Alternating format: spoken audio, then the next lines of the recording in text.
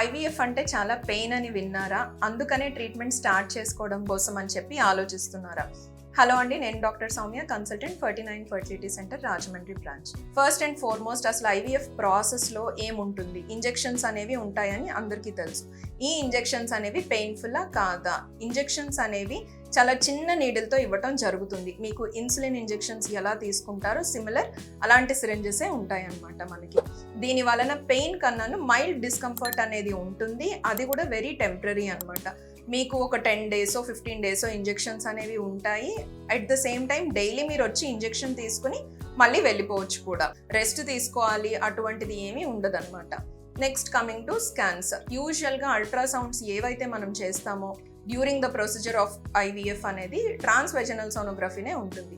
ఈ scan most of the పేషెంట్స్లో కొంచెం discomfort కలిగిస్తుంది, కానీ దీని వలన పెయిన్ అయితే ఉండదు. సో ఇప్పటికీ మనకు అర్థమైంది ఏంటంటే ఇంజెక్షన్స్ కానీ స్కాన్స్ కానీ మేనేజబుల్. దీని వలన అయితే మేజర్ పెయిన్ అనేది రెండింట్లో కూడా ఉండదు.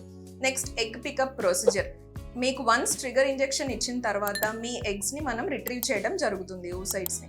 ఇది కొంచెం మనము మత్తు ఇచ్చి చేస్తాం కాబట్టి మోస్ట్ ఆఫ్ ద పేషెంట్స్లో ప్రొసీజర్ కూడాను 10 minutesలోనే అయిపోతుంది.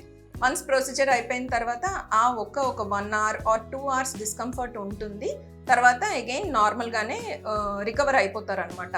వీళ్ళకి మేజర్గా బెడ్ రెస్ట్ కానీ ఇటువంటిది ఏది అవసరం ఉండదు. Same day or the next day కూడా వాళ్ళ జాబ్కి కానీ వర్క్కి కానీ వెళ్ళిపోవచ్చు. అగైన్ ఇది కూడాను పెద్ద పెయిన్ఫుల్ ప్రొసీజర్ కాదు. ఎందుకంటే 2 things. ఒకటి మత్తు ఇచ్చి మనం చేయడం జరుగుతుంది. రెండో థింగ్ ఏంటి అని అంటే కనుక రికవరీ కూడా చాలా ఫాస్ట్గానే ఉంటుంది. మనం ఇచ్చే వెరీ బేసిక్ పెయిన్ కిల్లర్కి కూడాను పెయిన్ అనేది తగ్గిపోతూ ఉంటుంది అనమాట. Next coming to embryo transfer. మనం వన్స్ తీసిన ఎగ్స్ని ఎంబ్రియోస్ ప్రిపేర్ చేసిన తర్వాత ఆ ఎంబ్రియోస్ని ట్రాన్స్ఫర్ చేయడం జరుగుతుంది. ఎంబ్రియో ట్రాన్స్ఫర్ అనేది వెరీ పెయిన్లెస్ ప్రొసీజర్. బట్ లిథాటమీ పొజిషన్లో మనము ఎంబ్రియోస్ని చాలా సింపుల్గా మత్తు అవసరం లేకుండానే ట్రాన్స్ఫర్ చేయడం అన్నది జరుగుతుంది. సో ఇది క్లుప్తంగా ఐవీఎఫ్ ప్రొసీజర్ అనమాట. ఇందులో ఎక్కడా కూడాను పెయిన్ అనేది లేదు.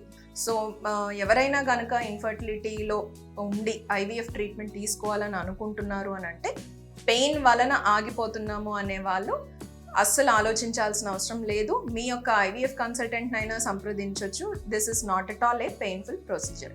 బట్ ఎమోషనల్ సపోర్ట్ అనేది చాలా అవసరం ఉంటుంది ఆ కపుల్కి. Thank you.